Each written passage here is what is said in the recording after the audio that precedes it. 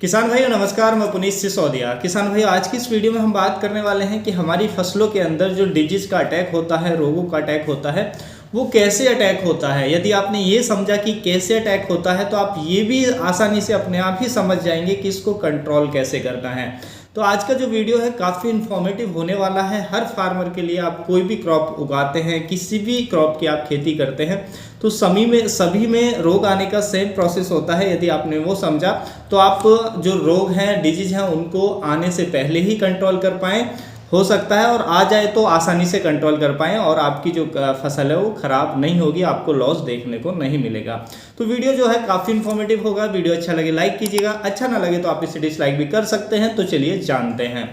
देखिए, कोई भी रोग हमारी फसलों के अंदर आता है तो उसके लिए 3 चीज़ें जरूरी होती है रोग आने के लिए। ये होनी चाहिए तभी रोग आएगा। इनमें से एक भी नहीं होगी तो हमारी फसलों के अंदर रोग नहीं आएगा।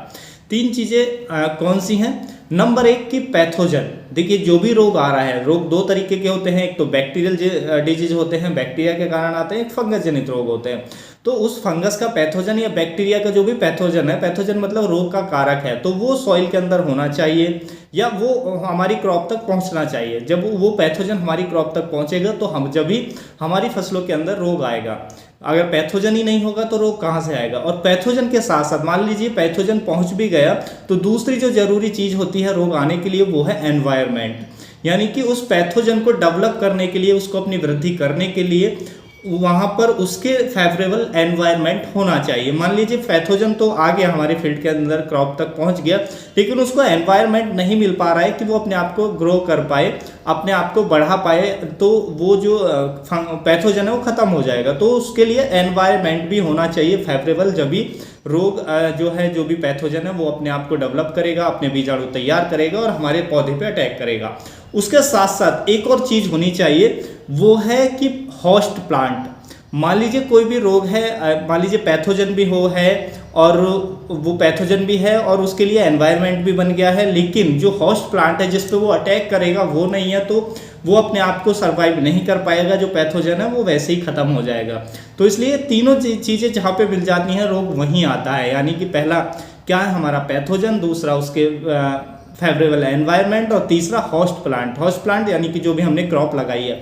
देखिए, बहुत हम होस्ट प्लांट होता है कि कुछ पैथोजन होती हैं ज़्यादातर कि वो एक तरीके के होस्ट प्लांट पे ही अटैक करती हैं। मान लीजिए हम अर्ली ब्लाइट और लेट ब्लाइट की बात करें तो अर्ली ब्लाइट और लेट ब्लाइट की जो फंगस होती है वो केवल जो सोलोनेसी कुल की फसलें होती हैं उन पे ही ज़्यादा अटैक देखने को मिलता है, और उनमें भी स्पेशली टमाटर के अंदर और आलू के अंदर सबसे ज़्यादा अटैक देखने को मिल रहा है। और यदि हम उस फील्ड में, पर्टिकुलर फील्ड में यदि उस होस्ट प्लांट को ही चेंज कर दें, यानी कि कोई और क्रॉप लगा दें, तो वो पैथोजन हमारे फील्ड के अंदर होगी भी और उसके लिए एनवायरनमेंट भी तैयार हो जाएगा, तो फिर भी वो अटैक नहीं कर पाएगा क्योंकि उसको होस्ट प्लांट नहीं मिल रहा है। तो रोग आने के लिए 3 चीज़ें होनी चाहिए जब भी रोग हमारे क्रॉप के अंदर होता है, कि एक तो पैथोजन होना चाहिए, दूसरा एनवायरनमेंट होना चाहिए और उसके पसंद का जो होस्ट प्लांट है वो होना चाहिए, तभी जो रोग है वो हमारे पौधे पर अटैक करता है। तो आप समझ गए कि रोग जो आता है फसलों के अंदर कैसे आता है। उसके लिए 3 चीज़ें जरूरी हैं, 3 चीज़ें होनी चाहिए तभी रोग अटैक करेगा। इनमें से एक भी नहीं होगी तो शायद रोग अटैक नहीं करेगा। अब हम बात करते हैं, देखिए आप आसानी से समझ गए होंगे कि ये तीनों में से यदि हम किसी को भी एक को ना पनपने दें तो रोग नहीं आएगा, या तीनों को ही ना पनपने दें तो फिर तो रोग आएगा ही नहीं, लेकिन इनमें से एक को भी हम ब्रेक कर दें तो रोग नहीं आएगा। जैसे कि मान लीजिए पैथोजन जो हमारे सॉइल के अंदर पड़ा होता है। देखिए, पैथोजन 2 तरीके के होते हैं, एक तो सॉइल बॉर्न होते हैं, एक एयर बॉर्न होते हैं। यानी कि एक तो सॉइल के द्वारा जो फंगस हमारे सॉइल के अंदर पड़ी होती है वो हमारे पौधे पर अटैक करती है जैसे उसको फेवरेबल एनवायरनमेंट मिलता है। तो एक तो सॉइल बॉर्न होगी, एक हवा के माध्यम से भी जो फंगस है हमारे पौधे पर अटैक कर सकती है। मान लीजिए पड़ोस के फील्ड में कोई डिजीज है, हवा तेज चल रही है, बारिश हो रही है, तो उसके माध्यम से भी, हवा के माध्यम से भी वो फंगस आपके खेत तक पहुंच सकती है। तो एयरबोर्न डिजीज भी होता है, एयरबोर्न पैथोजन भी होता है। तो पैथोजन 2 तरीके के होते हैं। सबसे पहले यदि हम बात करें सॉइल बॉर्न पैथोजन की, जो सॉइल से पनपने वाले पैथोजन है, तो और हाँ, जो पैथोजन होता है वो सीड बॉर्न भी होता है, यानी कि बीज के माध्यम से भी आ सकता है। तो 3 तरीके के पैथोजन हो सकते हैं, एक तो सॉइल बॉर्न, एक सीड बॉर्न, तीसरा एयर बॉर्न। अब सबसे पहले हम बात करते हैं कि हम सॉइल बॉर्न पैथोजन को कैसे खत्म कर सकते हैं। तो देखिए, हमारी सॉइल के अंदर क्योंकि हम बार बार क्रॉप लेते हैं उसमें डिजीज आते हैं और फिर जो पैथोजन है सॉइल के अंदर, आप जानते हैं बहुत सारे पैथोजन ऐसे हैं कि वो लंबे समय तक फंगस जीवित रह सकती है हमारी सॉइल के अंदर। तो हम क्या कर सकते हैं, सॉइल ट्रीटमेंट कर सकते हैं जिससे जो सॉइल के अंदर का जो पैथोजन है उसको हम कंट्रोल कर लें। जब सॉइल के अंदर का जो पैथोजन है उसको हम सॉइल ट्रीटमेंट के द्वारा कंट्रोल कर लेंगे तो सॉइल बॉर्न डिजीज हमारी फसलों में नहीं आएगा, क्योंकि पैथोजन ही नहीं मिलेगा, चाहे होस्ट प्लांट उसको मिल जाए, हम कोई क्रॉप लगा रहे हैं या उसके लिए एनवायरनमेंट भी हो जाए, लेकिन जब पैथोजन ही नहीं है तो रोग कैसे अटैक करेगा। तो इसलिए हम सॉइल ट्रीटमेंट करके जो सॉइल के अंदर का पैथोजन है उसको हम खत्म कर सकते हैं। सॉइल ट्रीटमेंट हम कैसे कर सकते हैं, स्यूडोमोनास और ट्राइकोडर्मा से, दोनों बहुत ही बेस्ट हैं। ये आप जानते हैं कि स्यूडोमोनास और ट्राइकोडर्मा अपने आप में एक फंगस होती है और ये अपने जब हम इसको सॉइल में डालते हैं तो ये सॉइल में अपने आप को डेवलप करती है और जो हानिकारक पैथोजन है उसको ख़त्म कर देती है और डेवलप नहीं करने देती है। तो जो स्यूडोमोनास और ट्राइकोडर्मा है बहुत अच्छी चीज़ है, हर फार्मर को इसका उपयोग करना चाहिए। जब भी आप कोई क्रॉप लगा रहे हैं, क्रॉप से पहले आप इसको बेड़ों में डाल सकते हैं, गोबर की खाद में मिलाकर, अच्छी तैयार गोबर की खाद होनी चाहिए। तो आप 2 किलोग्राम से लेकर 3 किलोग्राम तक डाल सकते हैं, कितनी भी ज़्यादा डालेंगे कोई नुकसान नहीं होगा, ये अच्छा रिजल्ट दिखाएगी। तो हमें सॉइल ट्रीटमेंट करना ही चाहिए, क्योंकि हम बार बार क्रॉप लेते हैं तो उसमें तरह तरह के रोग आते हैं, जिससे तरह तरह के पैथोजन हमारे सॉइल में पड़े होते हैं, तो उसे हम सॉइल ट्रीटमेंट के द्वारा ख़त्म कर सकते हैं, जिससे सॉइल बॉर्न डिजीज हमें अपनी फसलों के अंदर नहीं देखने को मिलेंगे। तो ट्रीटमेंट हमने क्या किया, सॉइल ट्रीटमेंट कर दिया, जिससे सॉइल बॉर्न डिजीज हमने खत्म कर दिया। दूसरा हम कर सकते हैं सीड ट्रीटमेंट, क्योंकि सीड बॉर्न डिजीज भी आ सकता है, सीड के अंदर भी फंगस हो सकती है। तो सीड में ट्रीटमेंट करें या अच्छी सर्टिफाइड कंपनी का ही सीड लगाएं, क्योंकि वो पहले से ही सीड ट्रीटमेंट करके देते हैं, जिससे पैथोजन सीड के अंदर आने के चांस बहुत कम हो जाते हैं, ना के बराबर हो जाते हैं। तो इसलिए अच्छी कंपनी का सीड लें, सॉइल को अच्छे से ट्रीटेड करें किसी भी फसल की बुवाई से पहले, क्योंकि हमें उसका पैथोजन खत्म करना है जिससे रोग ना आए। उसके साथ साथ एयरबॉर्न जो पैथोजन है उसको आप कंट्रोल करने के लिए आप उसमें प्रिवेंटिव में जो हमारे फंजीसाइड है उनका स्प्रे कर सकते हैं, जैसे आप स्यूडोमोनास ट्राइकोडर्मा का भी उपयोग कर सकते हैं, या आप और भी जो केमिकल फंजीसाइड है, जैसे ये एनवायरनमेंट बन रहा है पैथोजन के लिए फेवरेबल, तो आप उसको स्प्रे दे सकते हैं, जिससे फिर वो भी जो एयरबॉर्न पैथोजन है वो भी हमारी फसलों पर अटैक नहीं कर पाएगी। तो इस तरीके से हम पैथोजन को कंट्रोल कर सकते हैं। पैथोजन कंट्रोल हुआ तो डिजीज नहीं आएगा। जैसे मैंने बताया कि उनके लिए पैथोजन, एनवायरनमेंट और होस्ट प्लांट तीनों जरूरी होती हैं, तीनों में से एक को भी हम चेंज कर दें तो रोग नहीं आएगा, या खत्म कर दें तो रोग नहीं आएगा। तो इस तरीके से हम जो पैथोजन है, soil born pathogen, seed born pathogen और एयरबॉर्न पैथोजन, उसको हम रोक सकते हैं।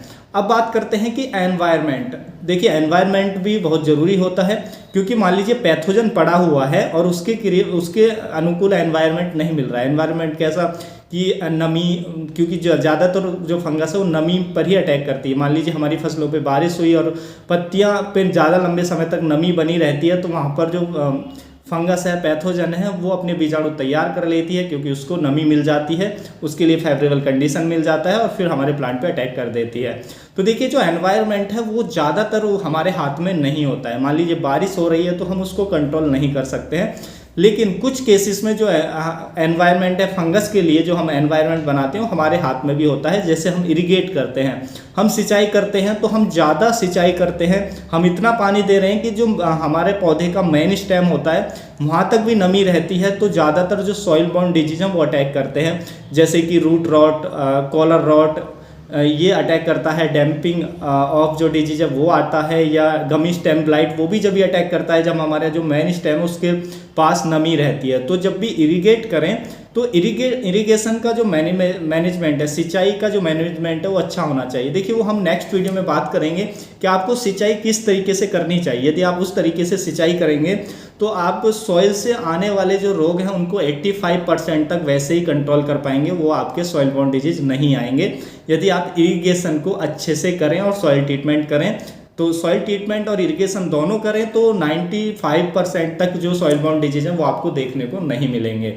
तो इसलिए तो सिंचाई है तो वो हमारे हाथ में है, लेकिन जो ज़्यादा बड़ा पार्ट होता है एनवायरनमेंट का, जैसे रेन हो रही है तो वो हमारे हाथ में नहीं है। टेम्परेचर है कि अभी ठंड का मौसम है, बहुत सारी फंगस ठंड के वेदर को पसंद करती हैं, तो वो हमारे हैंड में नहीं है, तो उसको हम थोड़ा छोड़ देते हैं। लेकिन इरिगेशन हमारे हाथ में है, उसको कुछ हद तक हम कंट्रोल कर सकते हैं।